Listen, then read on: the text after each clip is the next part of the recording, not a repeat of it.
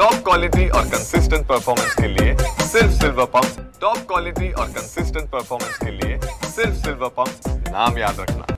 छत्तीसगड राज्यात नक्षली कारवाई करणारा आणि तब्बल गेल्या 15 ते 20 वर्षापासून यवतमाळ जिल्ह्यात वास्तव्यास असलेल्या नक्षली कमांडरला पकडण्यात यवतमाळ पोलिसांना यश आलं। या संपूर्ण कारवाईच्या संदर्भाने बोलण्यासाठी आपल्यासोबत बोलण्यासाठी जिल्हा पोलीस अधीक्षक कुमार चिंता आहेत। सर, एक मोठी कारवाई आज यवतमाळ पोलिसांनी केलेली आहे। का जहाल नक्षल कमांडर जो आहे त्याला आपण ताब्यात घेतलेला आहे, नेमक्या कशा पद्धतीची ही माहिती होती आणि हा नेमका इथे काय करत होता? हां, जो नक्षलला आपण अटक केलेले आहे त्यांचे नाव तुलसी उर्फ दिलीप मेहतो आहे।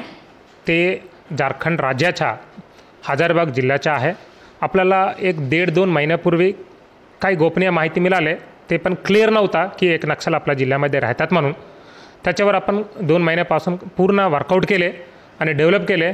त्याच्यानंतर आपल्याला कन्फर्मेशन झालं की एक नक्षल आहे आणि त्याच्यानंतर आपण त्यांचे नाव, डिटेल, फोटो सर्व पाठवून तिकडे आपण झारखंडमध्ये हजारबाग जिल्हा SP सोबत पण माझं बोलणं झालं। त्यांच्याकडून कन्फर्मेशन घेतल्यानंतर त्यांना सांगितले आपण तुमच्या टीमला पाठवा आणि टीम आल्यानंतर आपण आज अर्ली मॉर्निंग त्यांना अटक करून त्यांच्या ताब्यात दिलेलं आहे।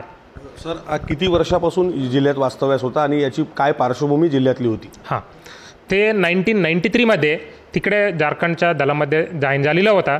त्याच्यानंतर 99-2000 पर्यंत तिकडे होता आणि 99 मध्ये एक मुठभेडमध्ये पण तो पार्टिसिपेट केला होता।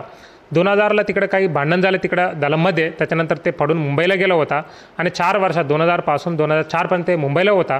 2004ला आपल्या जिल्ह्यामध्ये मारेगावला आले आणि 2004 पासून 2-3 वर्ष मारेगावला होता। त्याच्यानंतर 2-3 वर्ष ते पारवाला होता। त्याच्यानंतर यवतमाळ शहरला आलो आणि 2008-9 पासून आता यवतमाळ शहरला आहे। ते काय आता पुढची कारवाई या संपूर्ण संदर्भाने पोलीस करतायत? रेस झोन म्हणून यवतमाळ हे नक्षली लोकांचं होत आहे का? रेस झोन म्हणून असं काही नाही आहे। आता आपल्याला हे एक स्पेसिफिक माहिती मिळाल्यामुळे आपण खूप वर्कआउट करून त्यांना अटक केलेली आहे।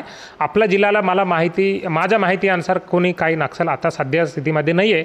हे पण एक त्यांच्या हाईडआउटसाठी आले आणि एक फेक नाव ठेवून त्यांच्या दिलीप म्हणून ते ओळखतात लोक, पण ते फेक नाव ठेवून तिकडे ते काम करत होता एक लेबर म्हणून। निश्चित मोठी कारवाई जी आहे ती यवतमाळ पोलिसांकडून या ठिकाणी करण्यात आलेली आहे आणि एका नक्षली कमांडरला जे आहे ते ताब्यात घेण्यात पोलिसांना यश आलेलं आहे। कॅमेरामॅन नितीन राऊतसह विवेक गावंडे, TVN मराठी, यवतमाळ।